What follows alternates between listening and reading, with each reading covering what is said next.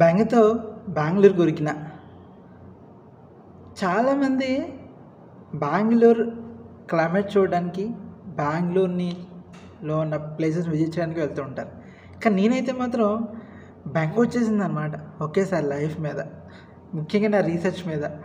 ఏం జరుగుతుందో ఏంటో అర్థం కాని పరిస్థితుల్లో, అంటే ఇది ఎట్లా ఉంటుందంటే ఈ feeling,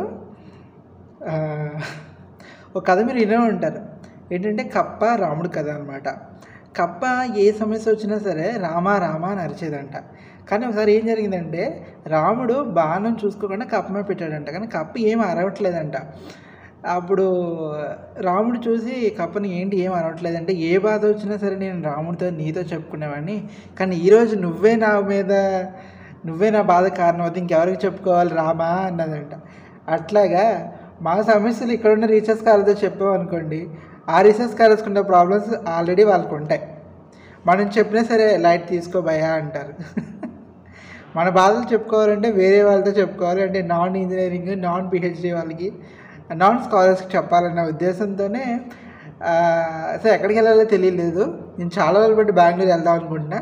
so why can't we try this option అని బెంగళూరు పోయినా అనమాట. మీరు అనుకుంటూ ఉంటారు బెంగళూరు పోతే 2 రోజులు 3 రోజులు ఉంటారు అనుకుంటారు, కానీ నేను ఒక్కరోజు మాత్రమే ఉన్నాను. సాటర్డే నైట్ బయలుదేరాను, సండే ఉన్నాను, సండే నైట్ బయలుదేరి మళ్ళీ కాలేజ్కి వచ్చేసాను. అదే రూమ్లో ఉంటే అదే బాధతో అట్లా ఉండిపోతానని తెలిసి అక్కడికి వెళ్ళాను అనమాట. నిజంగా చెప్పాలంటే బెంగళూరు వెళ్ళినప్పుడు ఈ ప్రాబ్లమ్స్ కానీ నాకేం గుర్తు రాలేదనమాట. చాలా హ్యాపీగా వెళ్ళాను. వెళ్ళిన తర్వాత చాలామంది అంటూ ఉంటారు కదా బెంగళూరులో క్లైమేట్ చాలా బాగుంటుంది అనేది. నిజంగా నేను ఎక్స్పీరియన్స్ అయ్యాను అనమాట. ఈ ట్రీచీలో ఉన్నప్పుడు చెమటలు చూసారు, ఇప్పుడు కూడా చెమటలు ఎంత కారిపోతున్నాయో, కానీ బెంగళూరులో మాత్రం చెమట అనేది రాలేదన్నమాట. At the same time traffic అయితే ఉండింది, అదొక చిరాగా అనిపించింది. కానీ ఎండగా అయితే మాత్రం ఏం అనిపించలేదు. ఈవెన్ వాళ్ళ రూమ్లో కూడా చాలా కూల్గా ఉందన్నమాట. ఎందుకు ఎక్కడికి వెళ్ళానంటే, నేను మా ఫ్రెండ్స్ ఇద్దరు రిజర్వ్ బ్యాంక్ ఆఫ్ ఇండియాలో అసిస్టెంట్గా వర్క్ చేస్తున్నారనమాట. వాళ్ళ క్వార్టర్స్లో ఉంటున్నారు, అక్కడికి వెళ్ళి నేను స్టే చేశాను. వాళ్ళ రూమ్లో మాత్రం చాలా చల్లగా ఉంది. ఈవెన్ దే హ్యావ్ ఎవ్రీథింగ్ అనమాట. వాషింగ్ మిషన్స్ ఉన్నాయి, ఫ్రిడ్జ్ ఉన్నాయి, అన్ని సౌకర్యాలు వాళ్ళకు ఉన్నాయి. కానీ వాళ్ళు చెప్పే ఒక మాట ఏంటో తెలుసా, మా సిటీలో ఉండే కష్టాలు మీకు ఏం తెలుసండి అని అంటారనమాట. ఎందుకంటే అంటే ఒకరికి మ్యారేజ్ అయింది, ఒకరికి మ్యారేజ్ అవ్వలేదన్నమాట. కానీ సో ఇంటి దగ్గర ఫ్యామిలీస్ లేకపోవడం వల్ల వాళ్ళు కుక్ చేసుకునేందుకు బద్ధకం వల్ల ఆర్డర్ ఇస్తూ తింటారనమాట. ఒక పద్ధతి పాడు లేదు, ఎప్పుడు పడితే అప్పుడు తింటారు. అదేంటా అన్నాం అనుకో, మా సిటీ వాళ్ళ కష్టాలు మీకు ఏం తెలుసు బాబు అంటారనమాట. సో మొత్తానికి అయితే బెంగళూరు వెళ్ళాను బెంగతో. బెంగ అయితే పోయింది అని అనుకుంటున్నాను, కానీ మళ్ళీ వస్తుంది, మళ్ళీ ఇంకొకరికి వెళ్తూ ఉంటాం. అంతేగాని అట్లాగే కూర్చొని ఏడిస్తే మాత్రం మన బెంగ తీరిపోదు అని నాకు అర్థమైంది. అక్కడికి వెళ్ళిన తర్వాత ఇంకో కొన్ని ప్రాబ్లమ్స్ నాకు ఎదురయ్యాయి అనమాట. వాళ్ళ లైఫ్ స్టైల్ ఎట్లా ఉంది, డబ్బు వచ్చేసిన అందరం వాళ్ళు హ్యాపీగా ఉన్నారా అని నాకేం అనిపించలేదు.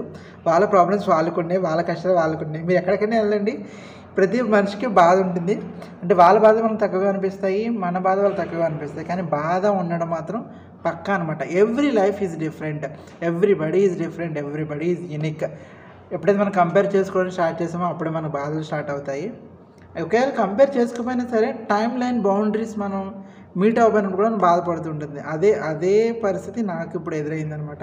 సో బౌండరీస్ నేను రీచ్ అయిపోతున్నాను. విత్ ఇన్ టైంలో కంప్లీట్ అవుతుందా లేదా అనేదే ప్రస్తుతం ఉన్న బెంగ అనమాట. సో అట్లా బెంగతో బెంగళూరు కొరికిన. సో మీకు కూడా ఎప్పుడైనా బెంగ ఏమైనా వస్తే మాత్రం బెంగళూరుకి వెళ్ళండి తప్పకుండా. క్లైమేట్, ఎందుకంటే బెంగళూరు నేను ఎప్పుడు వెళ్ళాను, ఇదే ఫస్ట్ టైం అనమాట. అది బెంగళూరు వెళ్ళడం వల్ల కొద్దిగా నాకు రిలీఫ్ అనిపించింది. So that's all about this video. Bye. ఇంకో విషయం ఏంటంటే, so try to share whatever you feel with your friends. Okay, friends అంటే అందరికీ కాదు, ఎవరైతే మీరు క్లోజ్గా ఉంటారో, ఎవరైతే మీ మాట వింటారో వాళ్ళకి చెప్పడానికి ట్రై చేయండి. ఎవరైనా డిమోటివేట్ చేయకండి, దీనికి ఎంత బాధపడుతున్నావు అంటే నీకు అది చిన్నగా అనిపించే వాళ్ళకి పెద్దగా అనిపిస్తుంది, మనం ఏం చెప్పలేం కదా. Okay, so try to help, be good. అంటే నేనేంటంటే అంటాను అంటే, డబ్బులు ఇవన్నీ సంపాదించడం కంటే మనుషులు సంపాదించడం అనేది చాలా ముఖ్యమైన విషయం. అదే నిజమైన సక్సెస్ అనమాట. ఏమంటారు?